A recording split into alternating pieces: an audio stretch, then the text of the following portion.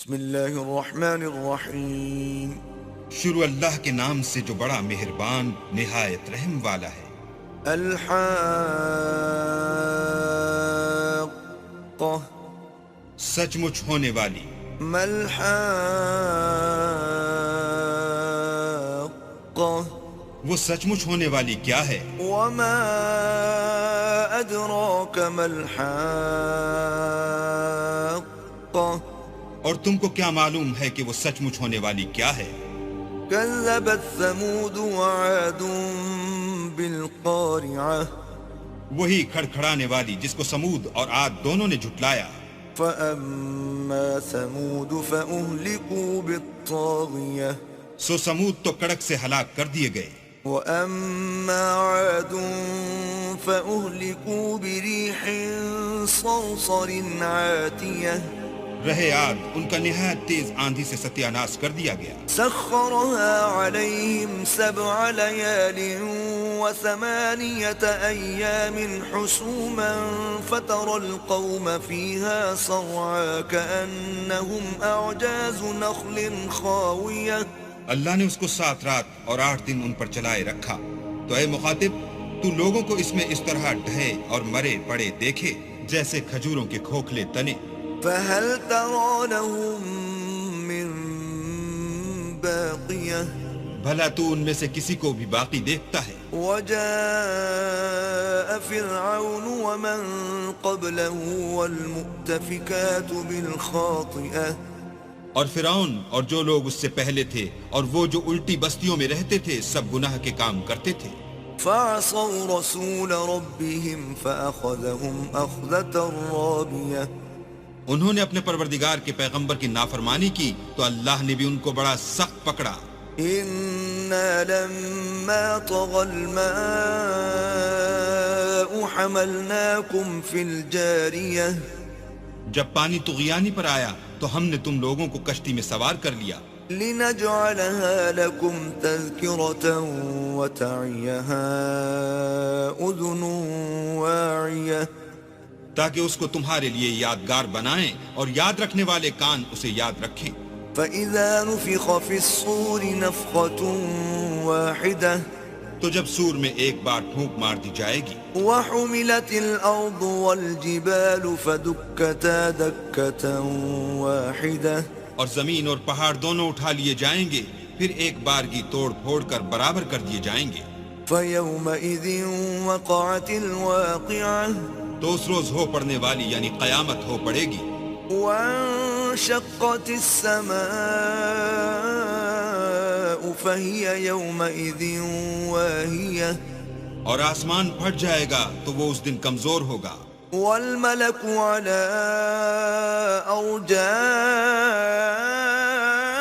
أرجائها ويحمل عرش ربك فوقهم يومئذ 8 اور فرشتے اس کے کناروں پر اتر آئیں گے اور تمہارے پروردگار کے عرش کو اس روز 8 فرشتے اٹھائے ہوں گے۔ يومئذ تعرضون لا تخفى منكم خافية۔ اس روز تم سب لوگوں کے سامنے پیش کیے جاؤ گے اور تمہاری کوئی پوشیدہ بات چھپی نہ رہے گی۔ فأما من أوتي كتابه بيمينه فيقول هاؤم اقرءوا كتابيه۔ تو جس کا اعمال نامہ اس کے داہنے ہاتھ میں دیا جائے گا وہ دوسروں سے کہے گا کہ لیجئے میرا نامہ اعمال پڑھیے۔ إني ظننت أني ملاق حسابيه۔ مجھے یقین تھا کہ مجھ کو میرا حساب کتاب ضرور ملے گا۔ فهو في عيشة راضية بس وہ شخص من مانے عیش میں ہوگا، في جنة عالية یعنی اونچے اونچے محلوں کے باغ میں قطوفها دانية جن کے میوے جھکے ہوئے ہوں گے۔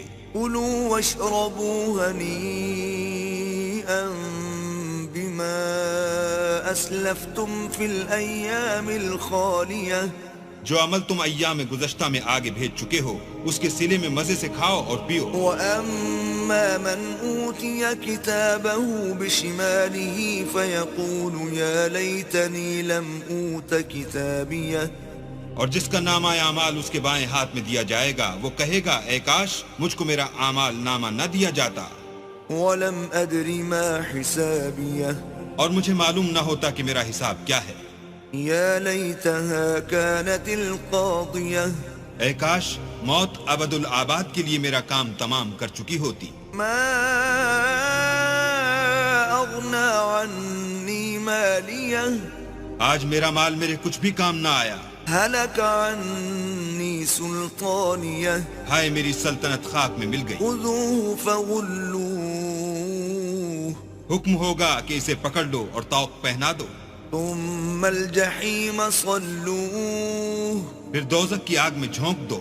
ثم في سلسلة ذرعها 70 ذراعا فاسلكوه پھر زنجیر سے جس کی ناپ 70 گز ہے جکڑ دو. إنه كان لا يؤمن بالله العظيم یہ نہ تو خدا جل شانہ پر ایمان لاتا تھا ولا يحض على طعام المسكين اور نہ فقیر کے کھانا کھلانے پر آمادہ کرتا تھا. فليس له اليوم هاهنا حميم سو آج اس کا بھی یہاں کوئی دوست دار نہیں.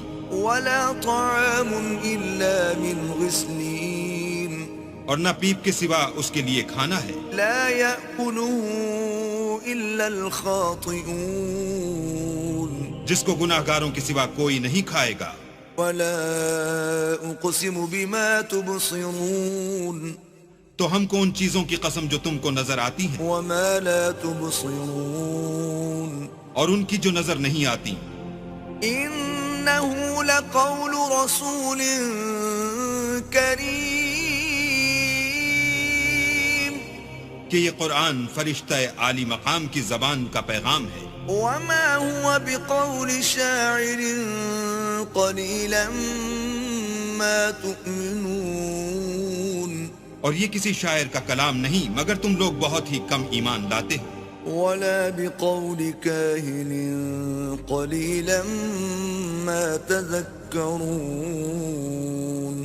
اور نہ کسی کاہن کے مزخرفات ہیں لیکن تم لوگ بہت ہی کم فکر کرتے ہو. تنزيل من رب العالمين یہ تو پروردگار عالم کا اتارا ہوا ہے. ولو تقول علينا بعض الأقاويل اگر یہ پیغمبر ہماری نسبت کوئی بات جھوٹ بنا لاتے لأخذنا منه باليمين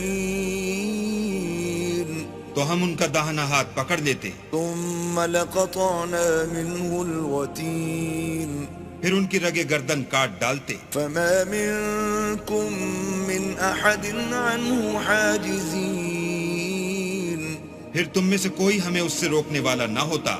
وَإِنَّهُ لَتَذْكِرَةٌ لِّلْمُتَّقِينَ اور یہ کتاب تو پرہیزگاروں کے لیے نصیحت ہے.